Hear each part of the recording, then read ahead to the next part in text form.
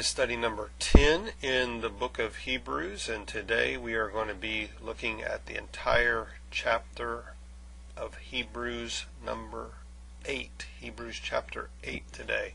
And we're going to answer two different questions. Question number 1. Jews were used to seeing Levitical priests fulfill their ministry in an earthly sanctuary. As Christians, they needed to appreciate that Christ's ministry is different and much more excellent. And in what ways is this true, and what is the significance of his being already seated at the right hand of God's throne? And from verses 7 through 13, why did the first covenant fail? Was there anything wrong with it?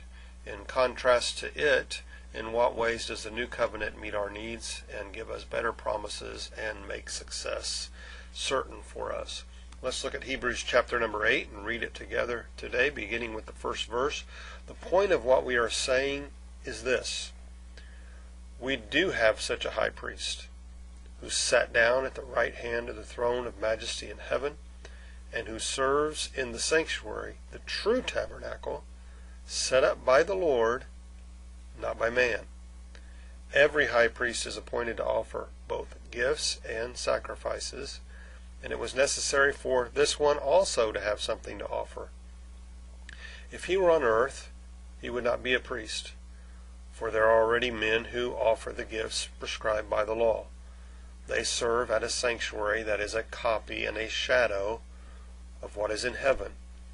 And this is why Moses was warned when he was about to build the tabernacle, see to it that you make everything according to the pattern shown you on the mountain. But the ministry Jesus received is as superior to theirs as the covenant of which he is a mediator is superior to the old one. And it's founded on better promises. For if there had been nothing wrong with that first covenant, no place would have been sought for another. But God found fault with the people and said, the time is coming, declares the Lord, when I will make a new covenant with the house of Israel and with the house of Judah.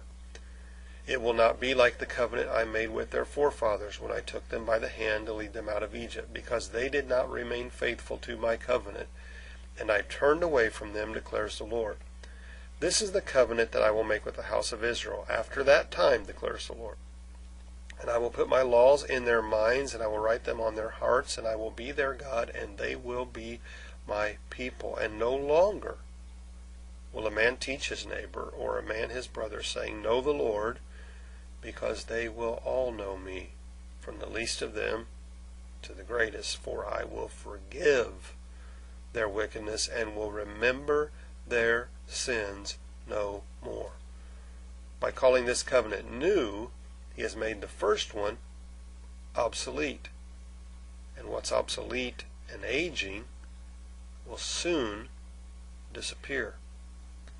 Let's look at the questions again. Jews were used to seeing Levitical priests fulfill their ministry in an earthly sanctuary, the tabernacle or the temple, Solomon's temple or Herod's temple. As Christians, they needed to appreciate that Christ's ministry is different, much more excellent. How's that true? And what's the significance of his being already seated at the right hand of God's throne?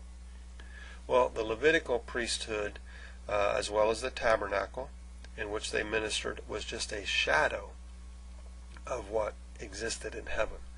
The heavenly tabernacle wasn't built by man. The heavenly sanctuary was built by God himself.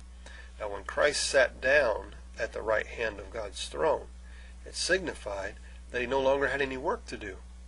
He was done with his priestly work of sacrifice. So he sat down. He accomplished his role on the cross. And he's merely sitting now and waiting until the order is given for him to go and to get his church. Question number 2. Why did the first covenant fail? Was there anything wrong with it?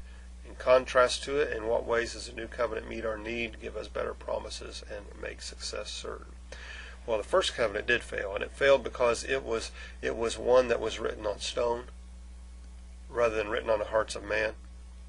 The first covenant was carried around in a gold box, the Ark of the Covenant, while the new covenant is carried around in here in the hearts of man. Under the new covenant, the Holy Spirit no longer merely came upon people for a period of time, like came upon the prophets of the Old Testament. The Bible said, and the Spirit of the Lord came upon this person, came upon that person. But now under the new covenant, the Holy Spirit takes up residence inside the believer and seals them with the promise. I hope you today are feeling that presence of the Holy Spirit. I hope you're thankful for that presence of the Holy Spirit. I hope you're thankful and have experienced the fact that Christ completed his work in you. I hope you're experiencing that completion of that forgiveness today.